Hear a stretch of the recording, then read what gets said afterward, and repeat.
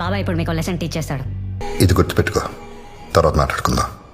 ఇవి మీకే క్లాసెస్లోనూ బుక్స్లోనూ ఉండవు. మన ఫ్యామిలీ జోలికి కానీ మన ఫ్యామిలీలో ఉన్న ఆడవాళ్ళ జోలికి కానీ ఎవరైనా వచ్చి రాంగ్గా హ్యాండిల్ చేస్తే మీరేం చేయాలి, ఆ సిచ్యువేషన్ ఎలా ఫేస్ చేయాలో నేను చెప్తాను.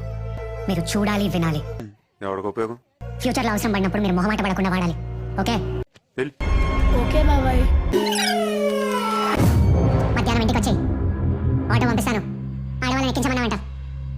ఆడవాళ్ళు సరిపోతారా లేక మగాళ్ళు కూడా కావాలా? ఏంటి బాబా అన్న, ఇంకోసారి అన్న. ఆడవాళ్ళు సరిపోతారా లేక మగాళ్ళు కూడా కావాలా? ఏం మాట్లాడుతున్నావురా? మా ఇంట్లో కూడా మగాళ్ళు ఉన్నారు.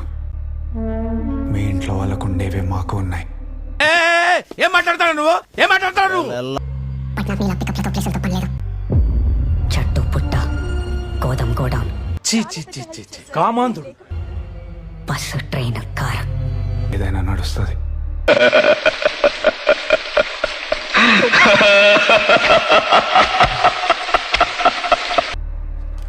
రండ్రా వెళ్దాం. దయచేసి వెళ్ళిపో.